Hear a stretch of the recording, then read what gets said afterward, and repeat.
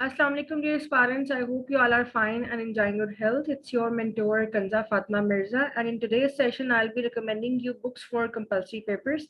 इससे पहले आप लोग CSS beginners guide study planner की जो वीडियोस मेरे YouTube चैनल पे पोस्टेड है, अपलोडेड हैं, आप उनको जाकर चेक कर लीजिए। उसमें मैंने एक कंप्लीट रोड मैप बताया हुआ है कि आपको अपने सब्जेक्ट्स को गिवन मंथ्स एंड डेज पे डिवाइड करके किस तरह से अपनी प्रिपरेशन को लेकर चलना है और किस तरह से आपको अपने daily, weekly and monthly targets को अचीव करना है।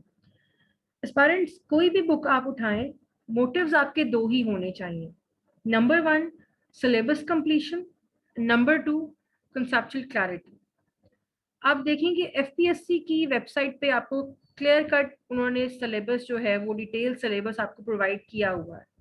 आपका मकसद, कोई भी किताब आप उठाएं, मकसद आपका यही होना चाहिए कि आपने उस किताब को वाइंड अप नहीं करना, आपने सिलेबस में मौजूद कंटेंट्स को वाइंड अप करना, उन्हें कंप्लीट करना।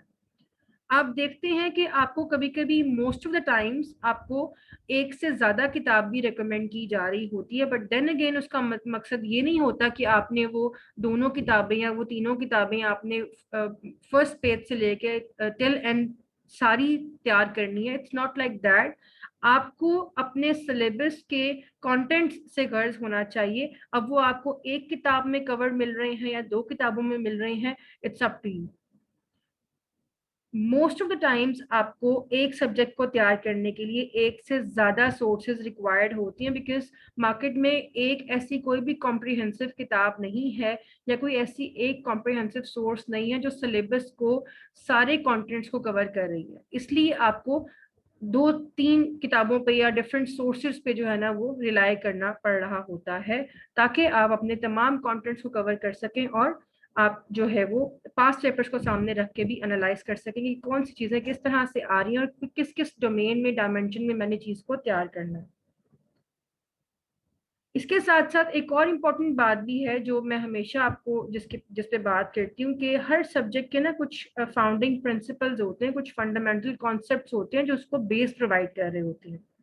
आपने उनको ग्रास्प करना होता है।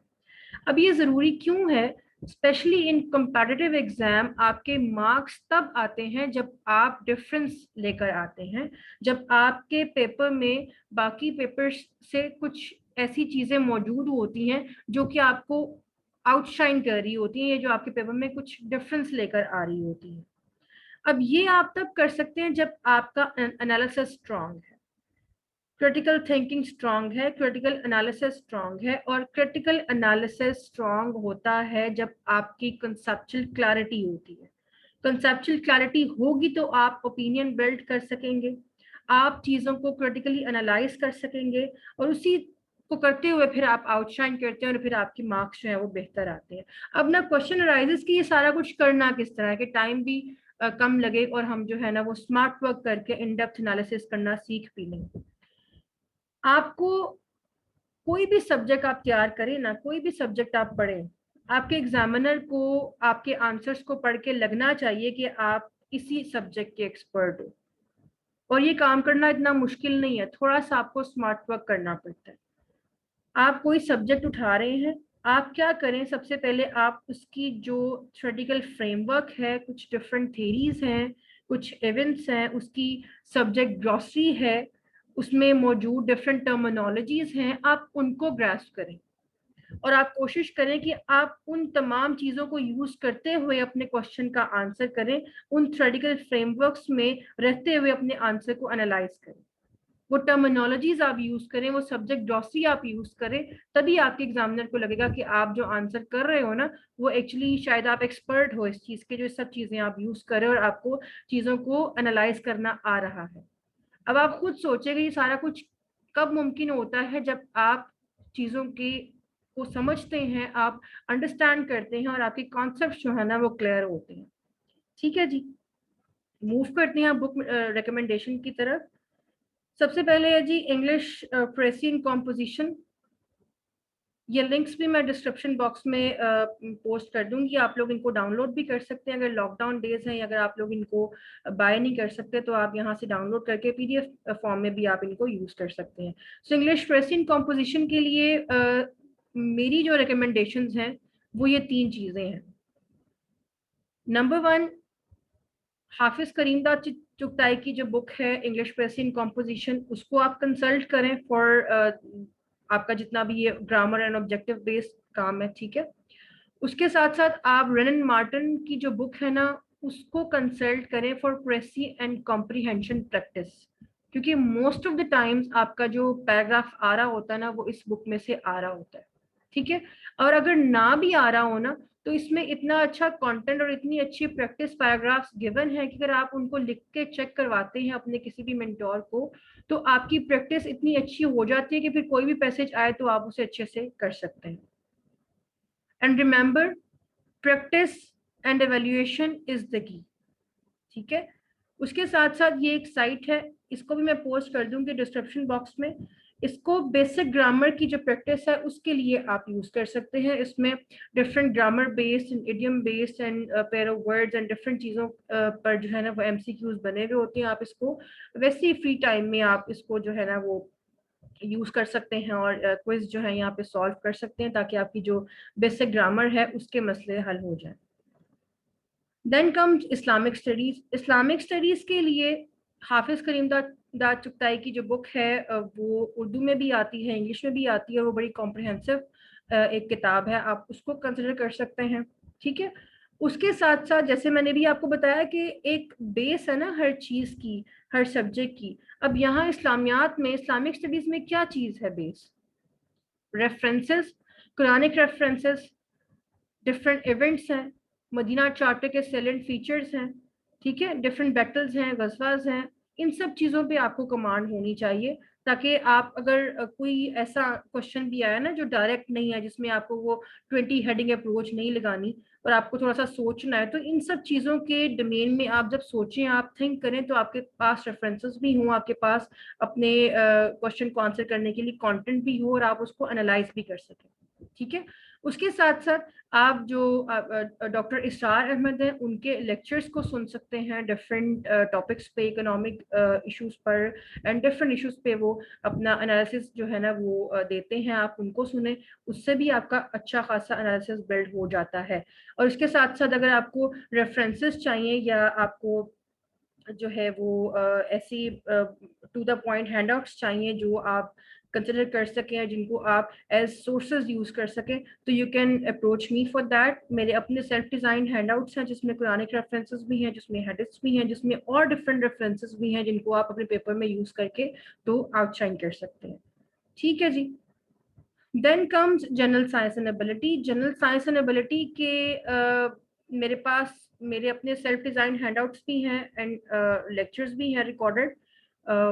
You can always contact me for that.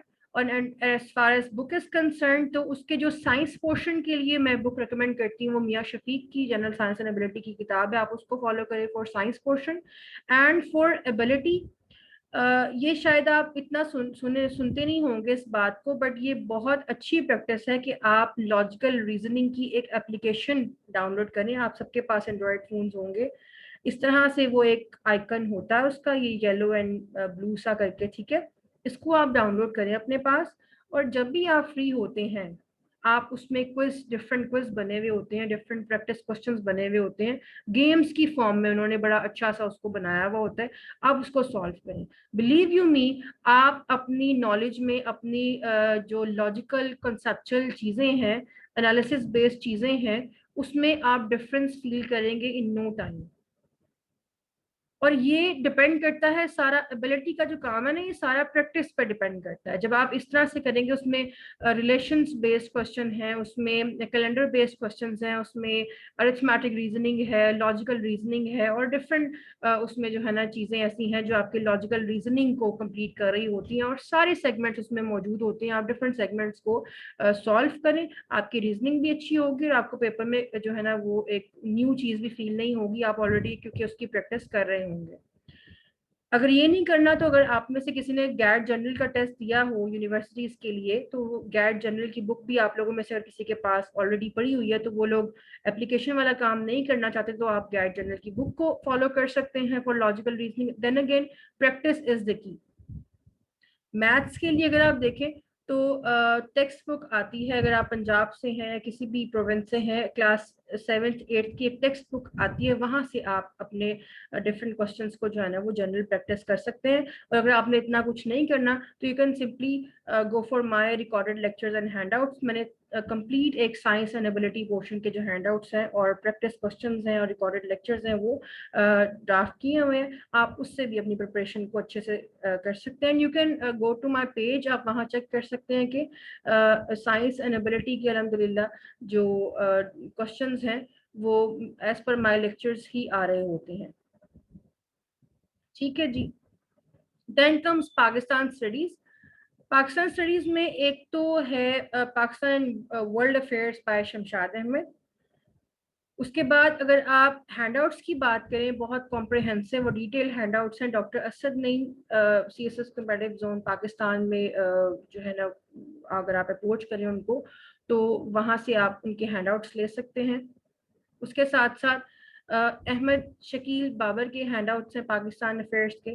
ठीक है जी।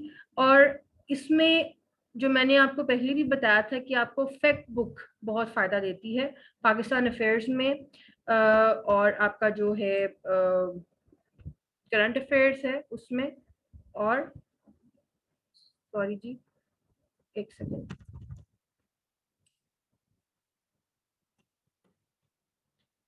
और ऐसे में ठीक है जी। तो आपको ये फैक्ट बुक बहुत फायदा देती है जो आप साथ साथ बनाएंगे। और उसके लिए आप इकोनॉमिक सर्वे ऑफ पाकिस्तान को सामने रख सकते हैं, और जो की इंडिकेटर्स हैं जैसे इकोनॉमी है, एजुकेशन है, हेल्थ है, जेंडर है, एग्रीकल्चर है, उस पर आप डिफरेंट फैक्ट्स जो हैं वो कलेक्ट करते जाए साथ साथ, तो आपको वो हेल्प आउट उसमें करेगा। ठीक है जी। फिर आपके पास करंट अफेयर्स है, तो करंट अफेयर्स में एक तो वही बात कि आपकी सेल्फ क्रिएटेड फैक्ट बुक आपको काम देगी।